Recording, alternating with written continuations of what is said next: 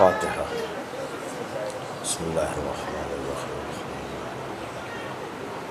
الرحمن الرحیم مالک یوم الدین ایاک نستعین اهدنا الصراط المستقیم صراط الذین انعمت علیہم غیر المغضوب علیہم ولا الضالین اللہم صل علی محمد وعلی آلہ۔ پنکھے کا بشیر کوئی ان سے کوئی پنکھے کا انتظام نہیں ہو سکتا؟ شدید گرمی۔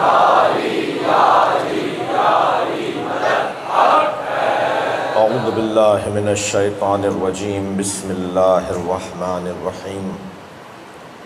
الحمد للہ الذی لا یبلغ مدحتہ القائلون ولا یحصی نعماءہ العادون ولا یعدی حقہ المجتہدون، الذي ليس لصفته حد محدود ولا نعت موجود ولا وقت معدود ولا أجل ممدود، فطر الخلائق بقدرته ونشر الرياح برحمته، الصلاة والسلام على الرسول المسدد المصطفى العمجد المحمود الأحمد سيدنا ومولانا ومولى الكونين جد الحسن والحسین عانی ابو القاسم محمد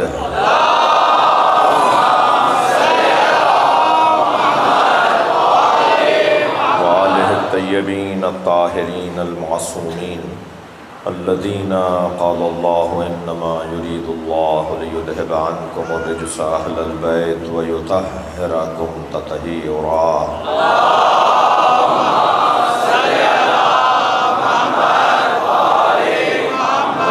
اللہ علی اعدائہم اجمعین من یوم عداوتہم الی قیام یوم الدین، اما بعد، قال الحکیم فی قرآن الکریم، بسم اللہ الرحمن الرحیم، یا ایتها النفس المطمئنہ ارجعی الی ربک راضیۃ مرضیہ فادخلی فی عبادی وادخلی جنتی۔ صلوات۔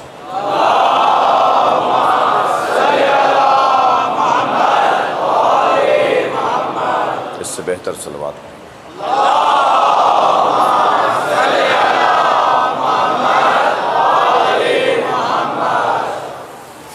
زہرا کے لاڈلے نے وہ کام کر دیا، زہرا کے لاڈلے نے وہ کام کر دیا، تینے نبی کی گھڑیاں کٹیں گی چین سے، 56 برس رہے محمد حسین سے، بیشت تلک رہیں گے حسین محمد سے۔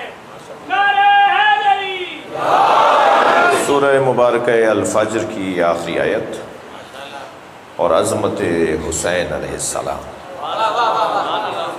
پہلے تو مجھے اور آپ کو اللہ کا شکر ادا کرنا چاہیے کہ ہم جس دروازے پر بیٹھے ہیں اس سے اچھا دروازہ نہیں ہے۔ دنیا کہاں بیٹھی ہے مجھے اس سے غرض نہیں، اگر ہم جہاں بیٹھے ہیں وہاں سے جنت کا رستہ بنتا ہے۔ اللہ نے جس ذات کو جنت کا سردار قرار دیا ہے، ان کے ایام ہیں اور ان ایام میں ان سے محبت میں اضافے کا سامان ان مجلسوں کی صورت میں ہے، اور جس شوق، جس ذوق سے، جس عشق سے امام حسین کے نام پہ مجمع لگتا ہے، دنیا میں یا حسین کے اللہ کے نام پہ مجمع لگتا ہے یا اللہ کے حسین کے نام پہ مجمع لگتا ہے۔ اور یہ کبھی غور کیا میرے ان بچوں جوانوں نے کہ ایسا کیوں ہے؟ یہ اس وجہ سے ہے کہ جو اللہ کی خاطر سب کو چھوڑ دے، پھر اللہ بھی اسی کا ہے اور اللہ کی مخلوق بھی اسی کی ہے۔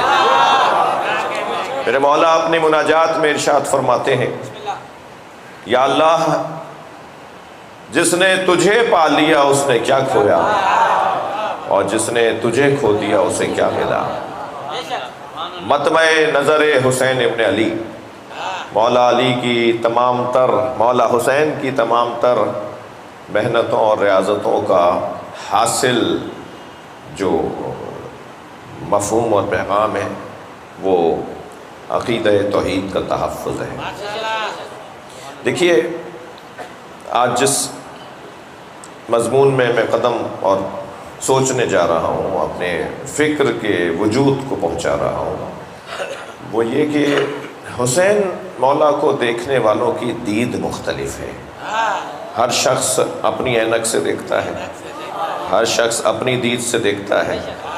میرے لیے ابتدائی بیان میں ہی کہہ دوں کہ میرے لیے اور سعادت مندی ہے کہ مہمانان گرامی ایران سے تشریف فرما ہے، خانہ فرہنگ کے ڈائریکٹر صاحب تشریف فرما ہے، کونسلیٹ کے کونسل جنرل صاحب تشریف فرما ہے، اور مجھے لگتا یہ ہے کہ کچھ نہ کچھ تو اردو انہیں سمجھ میں آئے گی، اور ورنہ ان کی شرکت ایک تو میزبانی کے اعتبار سے بھی ہے، اور میرے لیے مشکل ہوگا کہ اردو متوجہ مشکل ہے نا، متوجہ میشن ان مہمانوں کی سلامتی کے لیے، آپ سب کی حفاظت کے لیے بلندتر صلوات۔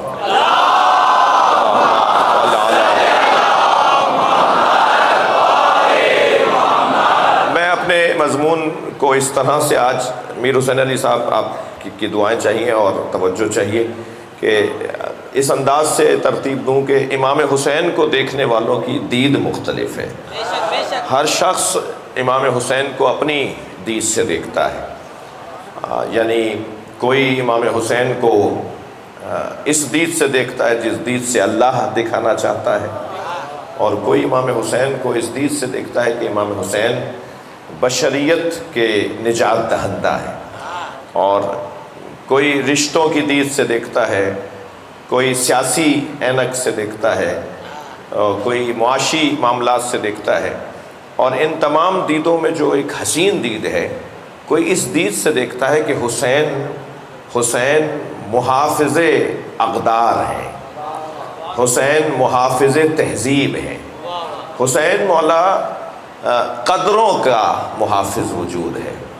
میں لفظ اگر یوں کہوں کہ حسین علیہ السلام کربلا میں اقدار کے تحفظ کے لیے گئے ہیں، تہذیب کے تحفظ کے لیے گئے ہیں، اور تہذیبوں میں اگر عمدہ ترین تہذیب کوئی عنوان رکھ سکتی ہے تو وہ عقیدہ توحید ہے، یعنی وہ ایک سجدہ جسے تو گراں سمجھتا ہے، علامہ اقبال رحمۃ اللہ علیہ، وہ ایک سجدہ جسے تو گراں سمجھتا ہے، ہزار سجدوں سے دیتا ہے آدمی کو نجات۔ وہ جو در در کی ٹھوکروں سے بچانے والا عقیدہ ہے، وہ جو ذلیل اور خوار ہونے سے بچانے کا عقیدہ ہے، وہ عقیدہ توحید ہے۔ ہزار دروازوں پر جاؤ اور ذلیل رہو، بہتر نہیں ہے کہ اس دروازے پر آ جاؤ جہاں عزیز ہو جاؤ۔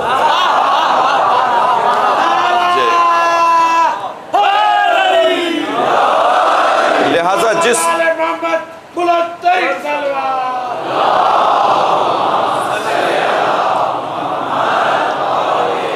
لہذا یہ تو دید ہے نا امام حسین کو دیکھنے کی، کہ یہ دید وہ ہے کہ اگر امام حسین سے ہم جڑ جائیں تو گویا عزتیں ہی عزتیں، اور امام حسین سے کٹنے کا ایک بڑا روشن واضح نتیجہ ذلتیں ہی ذلتیں۔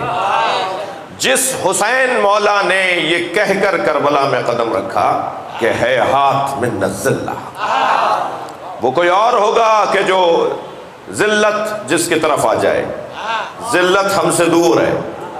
میں اگر اپنے الفاظ کو اور بہتر کروں، ہر نجاست اہل بیت سے دور ہے، اور ذلت سے بڑی کوئی نجاست ہی نہیں ہے۔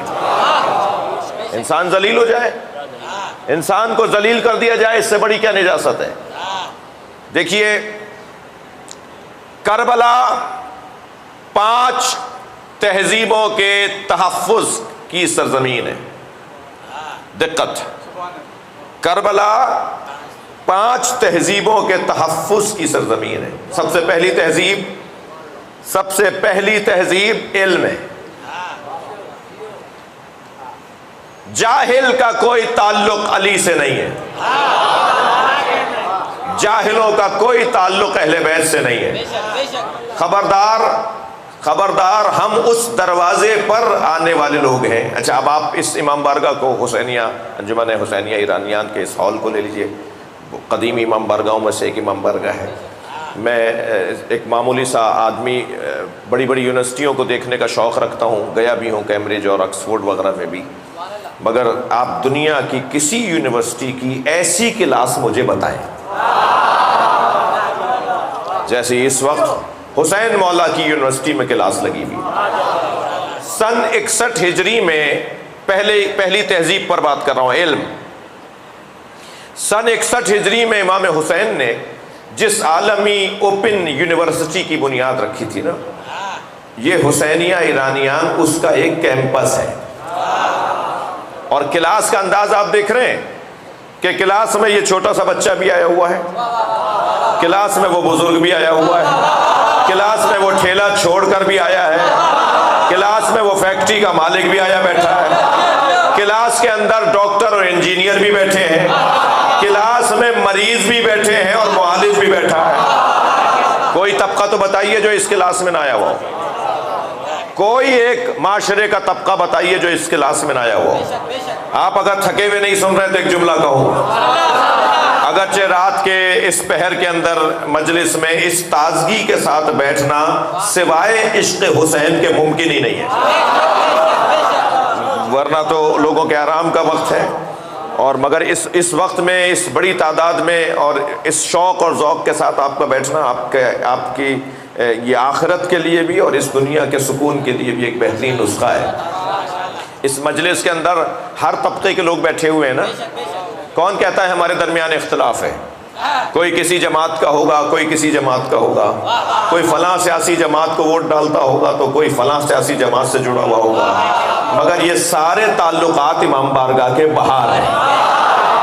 امام بارگاہ میں جیسے ہی آئیں گے تو فوراً ہم سب ایک مشترکہ نقطے کے اوپر جمع ہیں، اور مشترکہ نقطہ یہ ہے کہ ہم سب حسینی ہیں۔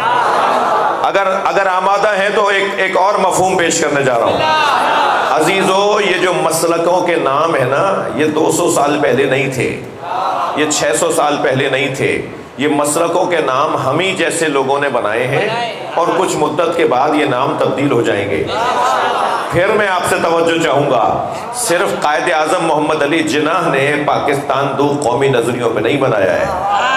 پاکستان دو قومی نظریوں پہ بنا نا، ہندوستان سے علیحدہ ہوا دو قومی نظریوں پر، صرف قائد اعظم نے دو قومی نظریوں پہ پاکستان کو نہیں بنایا، اللہ نے ساری کائنات کو دو قومی نظریوں پہ بنایا ہے۔ ایک قومی نظریے کو حسینیت کہتے ہیں، ایک کو یزیدیت کہتے ہیں۔ حسینیت زندہ باد، حسینیت زندہ باد، یزیدیت مرد آباد، یزیدیت مرد آباد، نعرہ حیدری یا علی یا علی یا علی مدد مدد۔ وہ جو دو قومی نظریے ہیں، محمد بلندی صلوات، بھائی بڑی تعداد میں بیٹھے ہیں، اس سے بہتر صلوات لکھ دیا کر دیں۔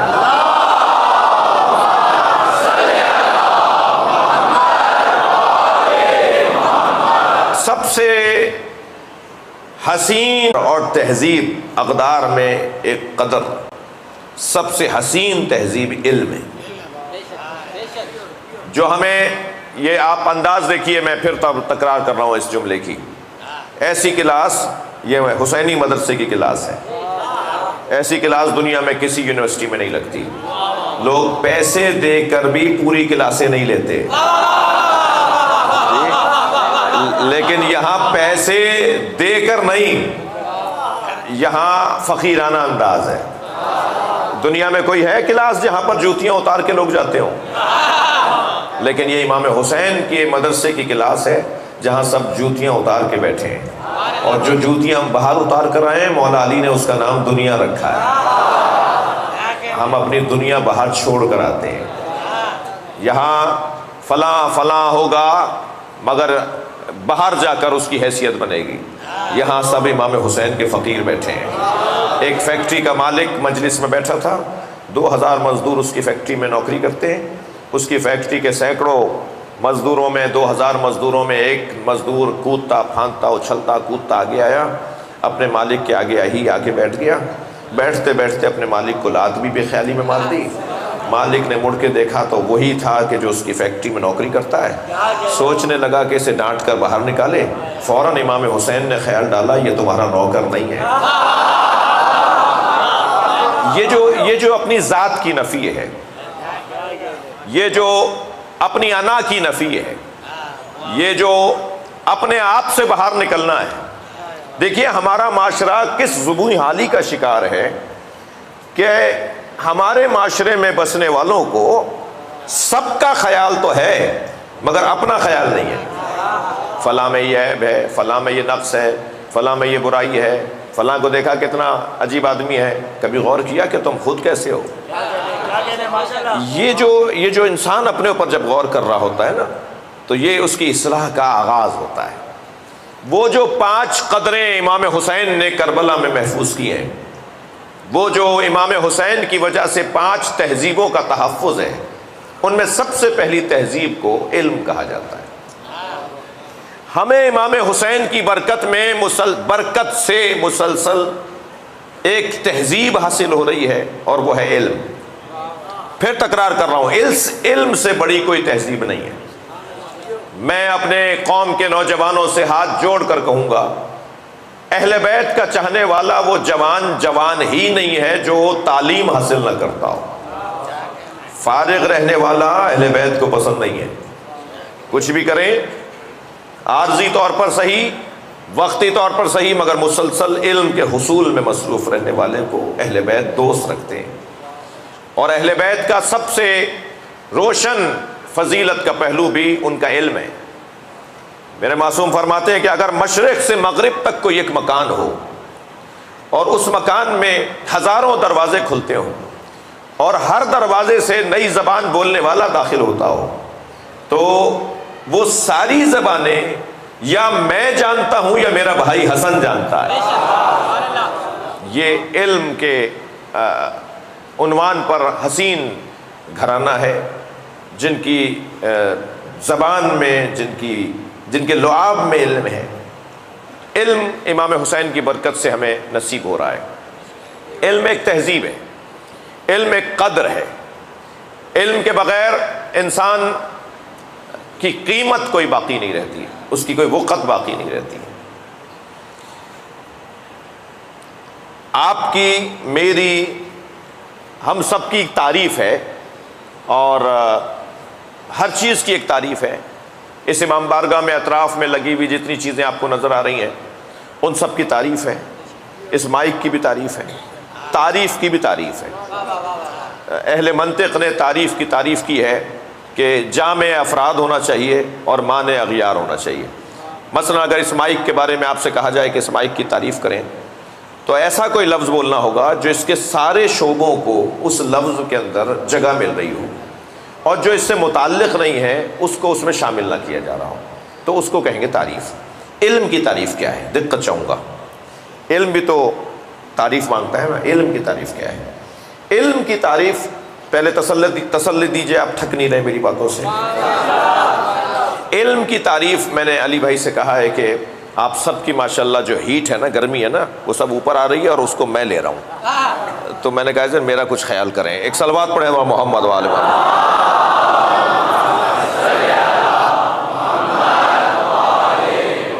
آپ اس سے اچھی صلوات پڑھ سکتے ہیں.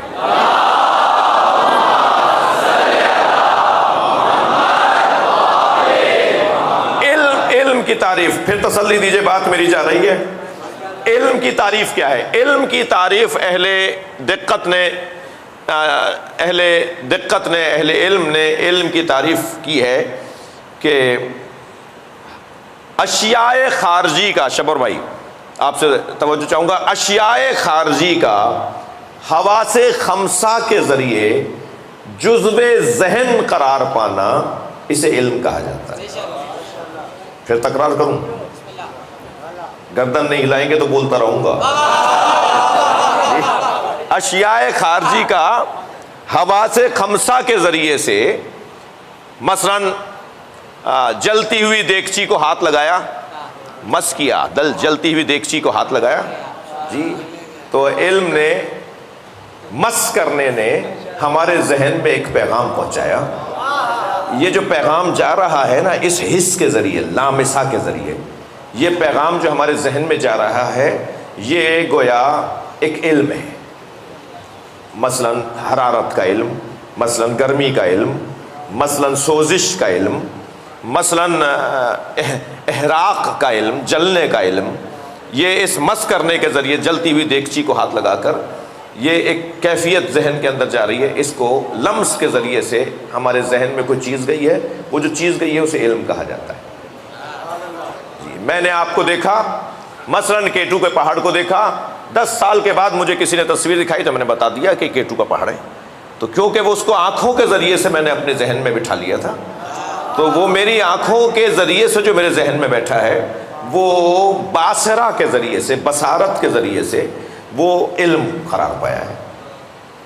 جی آپ نے ایک شربت ہمیں پلایا اور کہا کہ مثال کے طور پہ یہ ستو کا شربت ہے، تو اب 10 سال کے بعد بھی اگر وہ شربت ہمیں ملے گا تو ہم بتا دیں گے کہ کس کا شربت ہے. یہ مجھے کیسے پتہ چل گیا؟ اس لیے کہ میں نے ذائقے کے ذریعے، حواس خمسہ میں تیسری حس ذائقہ، اس ذائقے کے ذریعے سے میرے ذہن میں ستو کے شربت کا علم موجود ہے. تو یہ حواس خمسہ میں سے تیسری حص. پھول سنگھایا چمیلی کا، اور پھر 5 سال کے بعد دوبارہ وہی پھول سونگا تو ہم نے کہا چمیلی ہے. یہ ہمیں کیسے پتا چلا کہ چمیلی ہے؟ یہ شامہ کے ذریعے سے، سونگھنے کے ذریعے سے ہمارے ذہن میں اس پھول کا علم ہمارے ذہن میں تھا. تو یہ علم کہلائے گا. دقت چاہوں گا.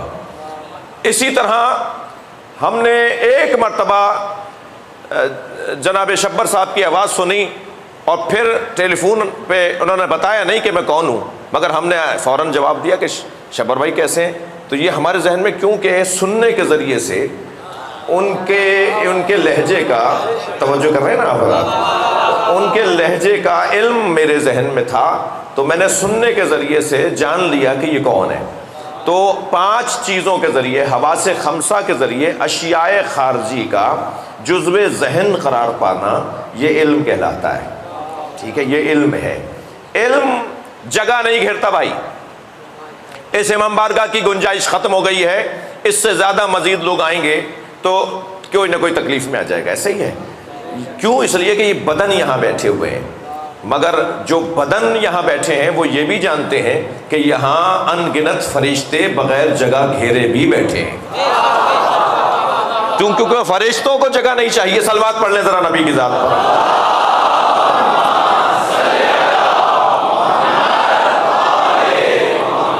تو جو مادی مخلوق ہے وہ جگہ گھیرتی ہے، مگر مجرد مخلوق جگہ نہیں گھیرتی.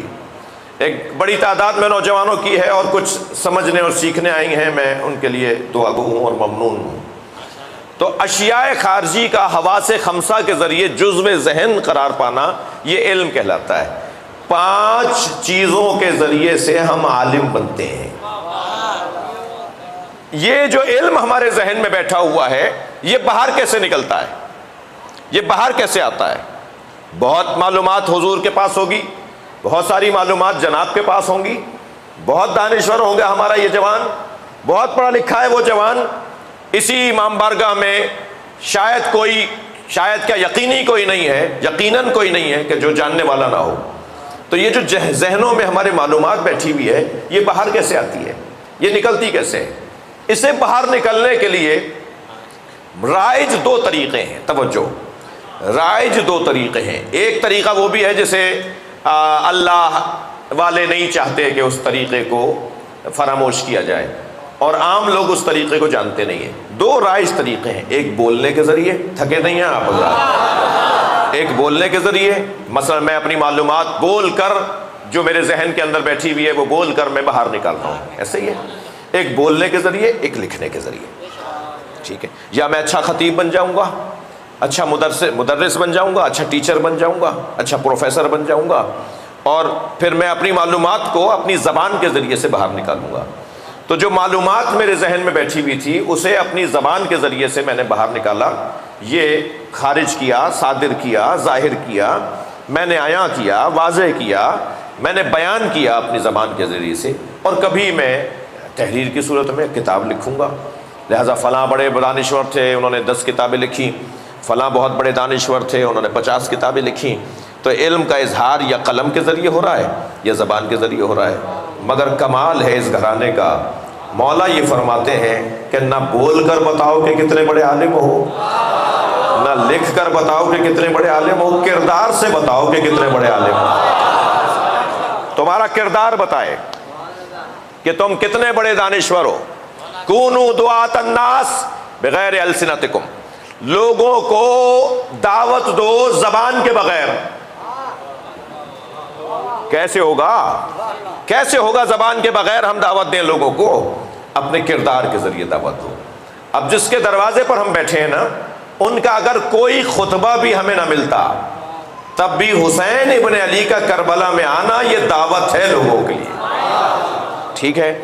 اچھا، زبان کے ذریعے سے علم کا اظہار اور قلم کے ذریعے سے علم کا اظہار. تو بھائیو، اگر قلم کے ذریعے سے علم کا اظہار عالم ہونے کی دلیل ہے تو حضرت آدم سے تو بڑا کوئی عالم نہیں تھا. جی، علم الآدم الاسماء کلہا، اللہ نے آدم کو تمام اسماء کا علم عطا کیا. کوئی کتاب لکھی؟ پتہ ہے آپ کو حضرت آدم کی کتاب کا نام؟ حضرت آدم نے تو کوئی کتاب ہی نہیں لکھی. اتنا بڑا عالم، کوئی کتاب نہیں. حضرت نوح کا علم کتنا تھا؟ کوئی کتاب لکھی. حضرت ابراہیم کا علم کتنا تھا؟ کوئی کتاب لکھی. زیادہ دور نہ جائیے، سرکار دو جہاں کے علم جیسا تو کسی کا علم نہیں ہے. جس کے علم کی کیفیت یہ ہو کہ مولا علی کے سامنے 27 مشکل سوال جوڑ کر لائے اور چھٹے سوال پر بھول گئے کہ 7واں کون سا تھا. تو مولا نے بتایا کہ 7واں کیا تھا، کیا سوچ کر آئے ہو، 8واں کیا سوچ کر آئے ہو، 9واں کیا سوچ کر آئے ہو. علی سوال بھی بتا رہے تھے، جواب بھی بتا رہے تھے. تو وہ علی جس نے جب 27 سوالات کے مشکل جواب دے دیے تو کسی نے کہا آپ کا علم نبی کے علم کے برابر ہے. تو نبی کے علم کے برابر علی کا علم ہے. کسی نے سوال کیا تو مولا کو یہ سوال بھی اچھا نہیں لگا. حضرت نے فرمایا خبردار میرے علم کو نبی کے علم کے برابر نہ بولو. ھذا لعاب النبی، میرا علم لعاب مصطفیٰ ہے. مجھے نبی نے پہلی گھٹی اپنے لعاب منتقل کر دیا. وہ نبی کا علم اللہ نے مجھے منتقل کر دیا. اور کیا حسین منظر ہے جب مولا سے کسی نے اپنے ان کے علم کے بارے میں پوچھا تو فرمایا زقنی رسول اللہ زقن زقا، مجھے رسول اللہ نے علم ایسے دیا ہے جیسے پرندہ اپنے بچے کو دانا دیتا ہے. بھائی تھوڑی سی دقت بڑھائیے. جیسے پرندہ اپنے بچے کو دانا دیتا ہے ایسے رسول اللہ نے مجھے علم دیا ہے. یہ نہیں فرمایا کہ جیسے ماں اپنے بچے کو دودھ پلاتی ہے، فرما رہے ہیں جیسے پرندہ اپنے بچے کو دانا دیتا ہے. اس لیے کہ ماں جو کھاتی ہے وہ پلاتی نہیں ہے. کھاتی 50 چیزیں ہیں اور پھر 50 چیزوں کا نتیجہ دودھ کی صورت میں بچے کو پلاتی ہے. یعنی وہ کھاتی کچھ اور ہے، پلاتی کچھ اور ہے، مگر پرندہ جو کھاتا ہے وہی کھلاتا ہے. رسول اللہ نے مجھے علم ایسے دیا ہے جیسے پرندہ اپنے بچے کو دانا دیتا ہے.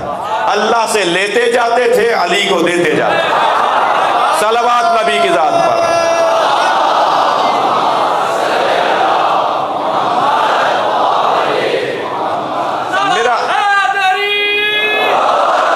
میرا سوال یہ تھا، حوالہ یاد نہیں، نصاب سوچنے دو. حوالہ یاد نہیں، نصاب سوچنے دو. کہاں سے پوچھ رہے ہو، کتاب سوچنے دو. بھائی علی کی زندگی میں کوئی ایسا سوال تو لاؤ جب علی نے کہا ہو کہ جواب سوچنے دو.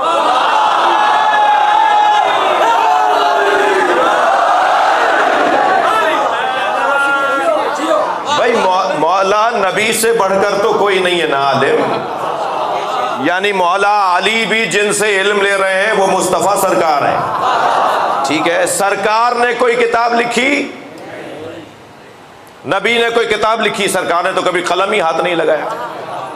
قلم کو ہی ہاتھ نہیں لگایا نبی نے، تو پھر کتاب نبی مکرم نے کیا لکھی؟ اچھا، مولا علی نے کوئی کتاب لکھی؟ گردن ہلاؤ. نہج البلاغہ مولا علی نے کتاب کی صورت میں نہیں لکھی ہے. نہج البلاغہ مولا علی کی کتاب نہیں ہے، اس میں مولا کے 79 خط ضرور ہیں جو 2 3 لائنوں کے، بہت ہوئے تو 2 صفوں کے خط ہیں، مگر کتاب کی صورت میں مولا علی نے نہج البلاغہ کو نہیں لکھا ہے۔ نقن صاحب کا جملہ میں ہدیہ کرنے جا رہا ہوں۔ علامہ نقن صاحب فرماتے ہیں نہج البلاغہ، تھکے تو نہیں ہیں آپ؟ نقن صاحب فرماتے ہیں نہج البلاغہ علم علی کا نام نہیں ہے، کشکول سید رضی کا نام ہے۔ علی کے دروازے پہ سید رضی کشکول لیے کھڑے تھے، جو بھیک میں مل گیا اس کا نام نہج البلاغہ رکھ دیا۔ جی تو مولا علی نے کوئی کتاب نہیں لکھی، امام حسن نے کوئی کتاب لکھی، امام حسین نے کوئی کتاب لکھی؟ کیوں نہیں لکھا کتابوں کو؟ بھئی اب تک کی محنت کا نتیجہ دے رہا ہوں۔ حسین مولا نے کتابیں لکھی ہیں، مولا نبی نے کتابیں لکھی ہیں، مولا علی نے کتابیں لکھی ہیں۔ کون سی کتاب مولا علی نے اور مولا نبی نے لکھی ہے؟ کوئی ایک نام بتائیے۔ عزیزو، یہ گھرانہ، میں نے ایک جملہ آپ سے کہا، علم کا اظہار یا تحریر سے ہوگا یا زبان سے ہوگا۔ یہ گھرانہ اپنے علم کا اظہار کیسے کرتا ہے؟ نتیجہ خیز جملہ کہہ رہا ہوں۔ نبی مکرم نے کتاب لکھی ہے، مگر نبی جب اپنے علم کا اظہار کرنے لگتے ہیں تو نبی مکرم کاغذ پر اپنے علم کا اظہار نہیں کرتے، پیکروں پر اپنے علم کا اظہار کرتے ہیں۔ نبی کے کتاب کو سلمان فارسی کہا جاتا ہے، نبی کی کتاب کو ابو ذر غفاری کہا جاتا ہے، علی کی کتاب کو مالک اشتر کہا جاتا ہے، اور حسین نے کربلا میں 72 کتابیں لکھی ہیں۔ صلوات پڑھیں محمد و آل محمد۔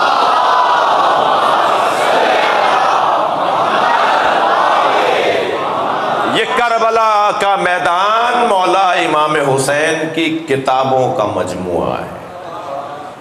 حسین نے اپنا علم پیکروں پہ ڈھالا ہے۔ یہ حبیب ابن مظاہر نہیں ہے، حسین کی کتاب ہے۔ یہ زہیر یقین نہیں ہے، یہ حسین کی کتاب ہے۔ یہ سعید ابن عبداللہ نہیں ہے، یہ حسین کی کتاب ہے۔ یہ سب کتابیں ہیں جو امام حسین نے لکھی ہیں، اور حسین اپنے علم کا اظہار وجودوں پر کر رہے ہیں۔ بہن زینب، میں نے حبیب کو خط لکھ دیا ہے، حبیب میری مدد کرنے ضرور آئیں گے۔